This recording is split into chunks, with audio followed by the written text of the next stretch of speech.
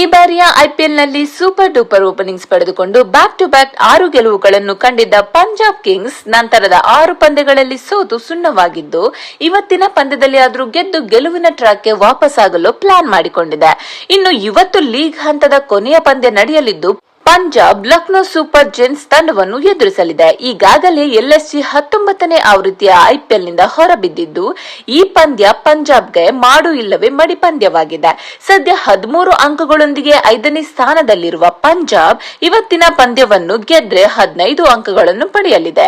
ಬೇರೆ ಟೀಮ್ಗಳ ಸೋಲು ಗೆಲುವಿನ ಮೇಲೆ ಪಂಜಾಬ್ ಪ್ಲೇ ಆಫ್ ಭವಿಷ್ಯ ನಿರ್ಧಾರವಾಗಲಿದೆ.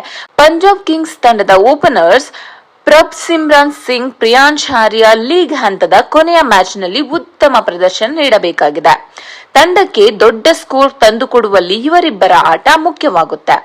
ಇನ್ನು ಮಿಡಲ್ ಆರ್ಡರ್ನಲ್ಲಿ ಕೂಪರ್, ಕಾನೋಲಿ, ನಾಯಕ ಶ್ರೇಯಸ್ ಅಯ್ಯರ್ ಸ್ಥಿರ ಪ್ರದರ್ಶನದ ಅವಶ್ಯಕತೆ ಇದ್ದು, ಆಗ ಮಾತ್ರ ದೊಡ್ಡ ಮೊತ್ತದ ಕನಸು ನನಸಾಗುತ್ತೆ.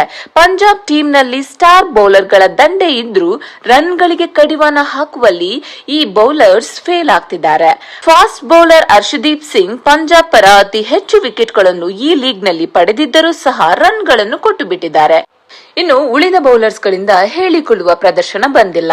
ಮತ್ತೊಂದು ಕಡೆ ಎಲ್ಎಸ್ಸಿ ತಂಡ ಲೀಗ್ ಹಂತದ ಕೊನೆಯ ಪಂದ್ಯದಲ್ಲಿ ಗೆದ್ದು ಲೀಗ್ಗೆ ಗುಡ್ ಬೈ ಹೇಳುವ ಆಸೆ ಇಟ್ಟುಕೊಂಡಿದೆ. ಲಕ್ನೋ ತಂಡದ ಆರಂಭಿಕ ಆಟಗಾರ ಮಿಚೆಲ್ ಮಾರ್ಷ್ ಭರ್ಜರಿ ಫಾರ್ಮ್ ನಲ್ಲಿದ್ದಾರೆ.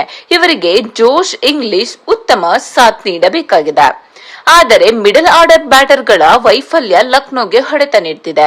ಇನ್ನು ಬೌಲರ್ಸ್ ಇಂದ ಉತ್ತಮ ಆಟದ ಕೊಡುಗೆ ತಂಡದ ಗೆಲುವಿಗೆ ಅವಶ್ಯಕವಾಗಿರಲಿದೆ.